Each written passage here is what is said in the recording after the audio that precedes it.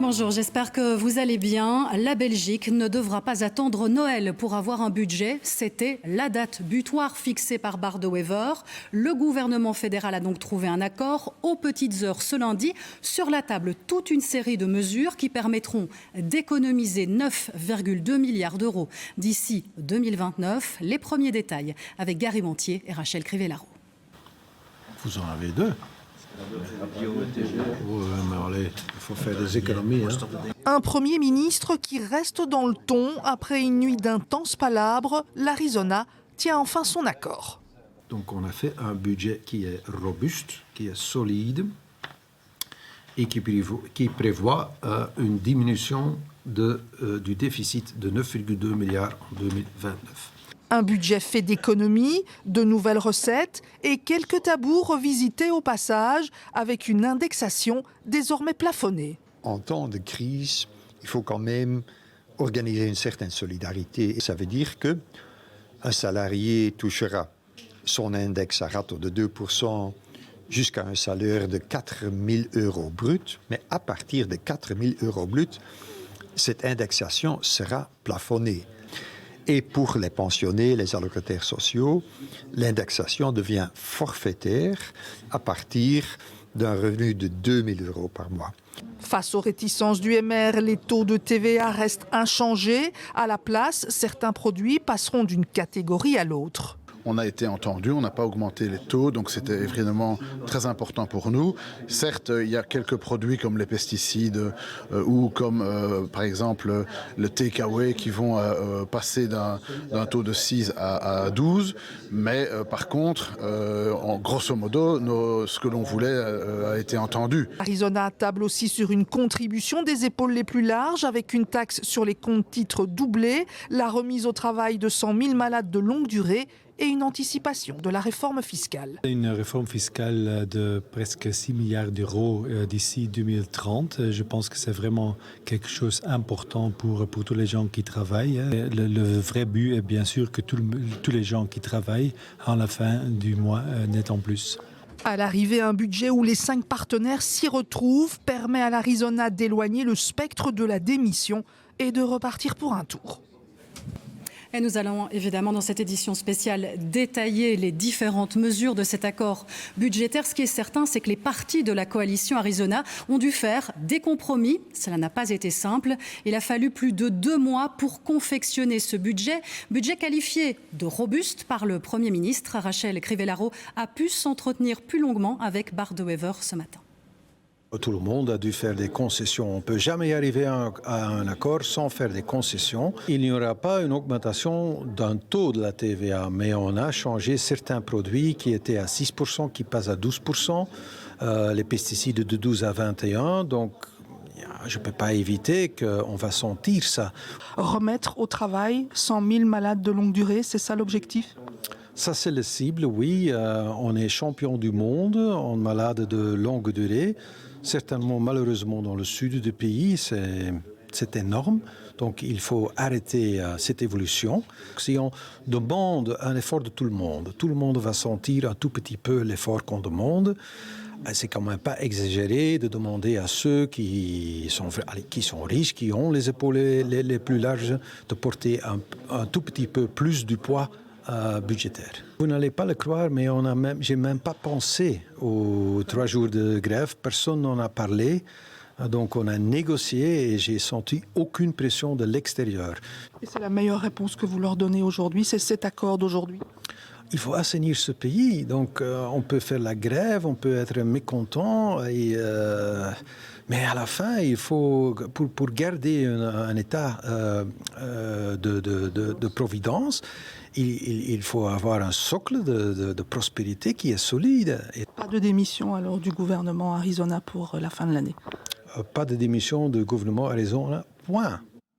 Et pour arriver à ce budget, une partie de l'effort budgétaire se jouera dans nos salaires, dans nos dépenses. Nous le verrons dans un instant, mais c'est bien loin de faire le compte des économies. D'autres mesures importantes sont annoncées et Corentin Laurent, vous allez nous les détailler. Il est notamment question des malades de longue durée. Oui, en Belgique, aujourd'hui, il y a 526 000 personnes en arrêt maladie depuis plus d'un an. Le gouvernement veut remettre au travail 100 000 d'entre eux en resserrant les vis à la fois sur les malades de longue durée eux-mêmes, mais aussi les médecins et les employeurs. Là, on parle d'un effort de près de 2 milliards d'euros. C'est une grosse partie, 1/5 de l'effort global de 10 milliards d'euros qui sera fait jusqu'à la fin de la législature. Alors, on le sait aussi, c'était une demande ferme de certains partis autour de la table, Corentin. Est-ce que le gouvernement va faire participer les citoyens les plus riches, entre guillemets? Oui, là aussi à hauteur de 2 milliards d'euros d'ici 2029, répartis d'abord sur ce qu'on appelle les sociétés de management. Donc un indépendant qui se rémunère via une société, c'est une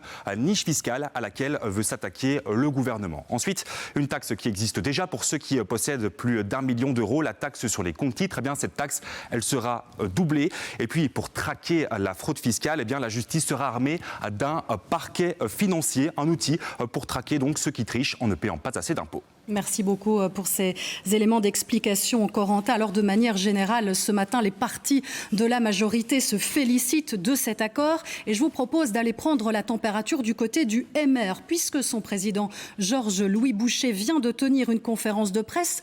Thomas Deschamps, vous avez suivi cette conférence de presse. Alors, le mouvement réformateur déclare ce matin avoir été entendu et pourtant, il a dû faire une importante concession. Oui, tout à fait. Ce matin, au siège du parti, le président du MR s'est tout d'abord réjoui de l'accord obtenu et puis aussi du message de stabilité envoyé par ce gouvernement en ce jour de grève. Mais il a aussi souligné, c'est vrai que plusieurs mesures phares de ce budget n'ont pas été prises, je cite, de gaieté de cœur.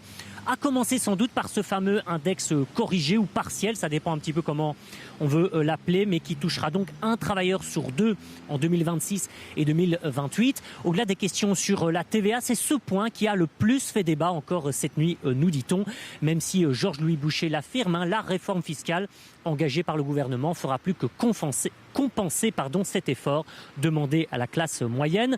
Mais pour éviter d'autres attaques sur le pouvoir d'achat, les libéraux francophones ont aussi dû concéder une série de taxes sur les banques, sur les colis ou encore le doublement de celles déjà décidées sur les comptes titres. Mais ici encore, le MR assume la nécessité du compromis et puis aussi une attention particulière à protéger plutôt les bas et les moyens salaires. Mais les libéraux préviennent aussi, le Premier ministre Bart De Wever a voulu caler les choses jusqu'en 2029. C'est maintenant fait. Il ne faudra plus venir avec des nouvelles demandes de recettes d'ici là. Écoutez Georges-Louis Bouchet, le président du MR.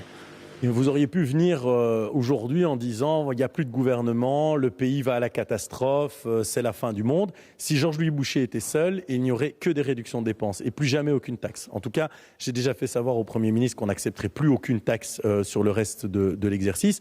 Enfin, je pense que c'est toute une série d'éléments qui ont été à la fois faits pour ne pas toucher la classe moyenne et dans le même temps, on a fait en sorte de ne pas avoir des taxes qui entravent l'investissement économique.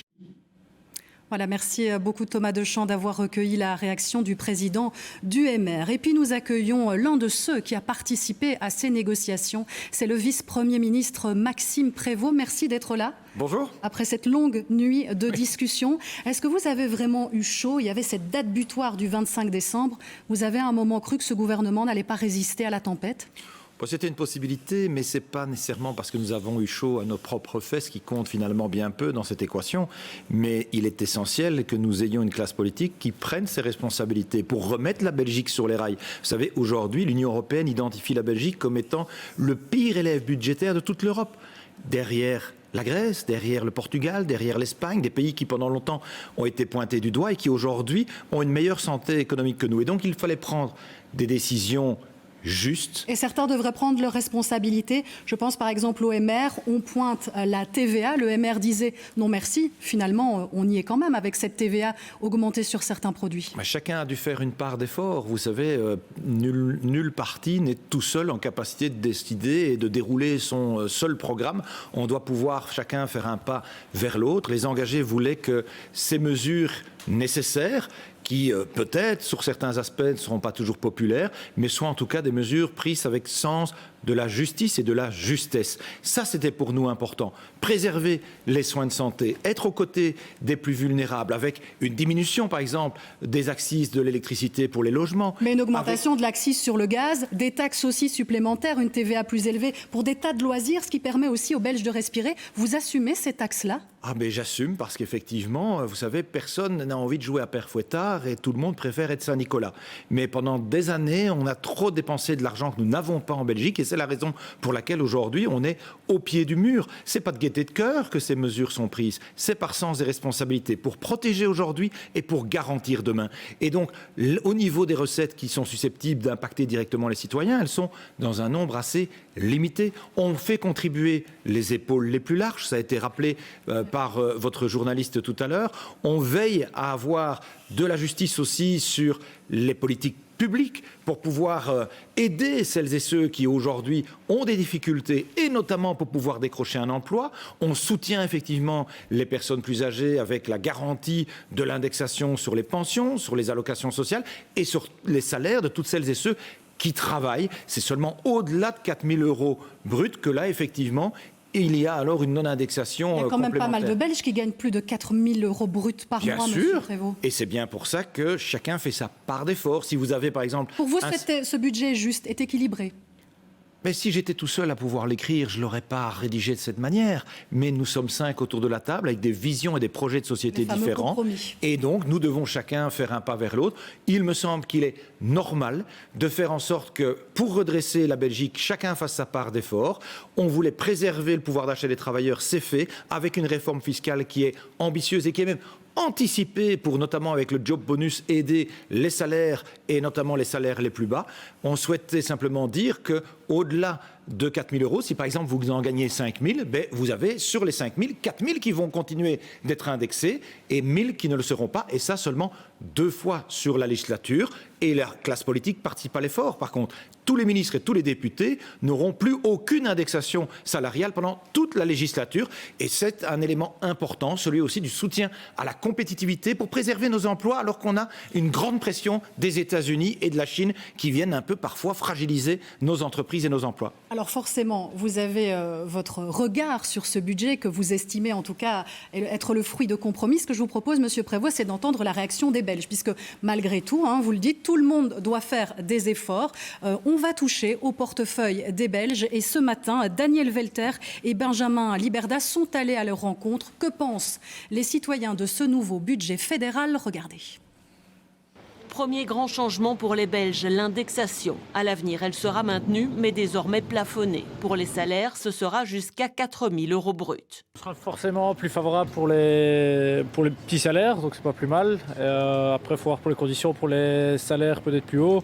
Forcément, il y en a qui seront perdants. Du coup, je suppose que c'est pour justement viser les salaires les plus hauts, en sachant que il faut voir ce que représente 4 000 € bruts, mais c'est vrai que c'est au-dessus du salaire moyen, donc je présume une bonne chose. Pour les chômeurs et les pensionnés, l'indexation sera également limitée à 2 000 € bruts par mois. Si on nous en enlève encore un peu, je ne sais pas comment on va vivre. C'est déjà pas facile comme ça.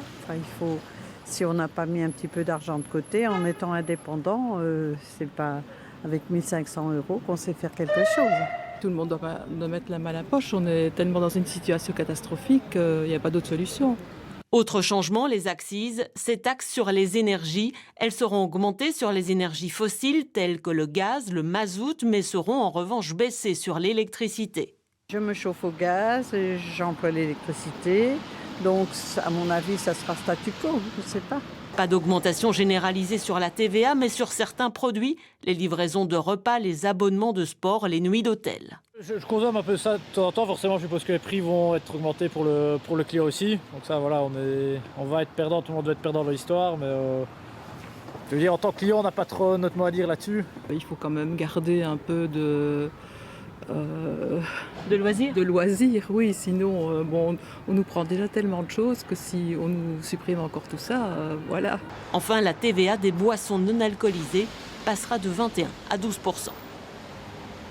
Voilà donc pour les premières réactions des citoyens à ce budget fédéral. Maxime Prévost, autre volet important, et c'est vrai qu'on en a déjà parlé beaucoup pendant les négociations, c'est cette fameuse chasse aux malades de longue durée. Et là, vous voulez continuer à serrer la vis? Oui, je réfute cette terminologie. Il ne s'agit pas de chasser quiconque. Les malades ne sont pas du gibier.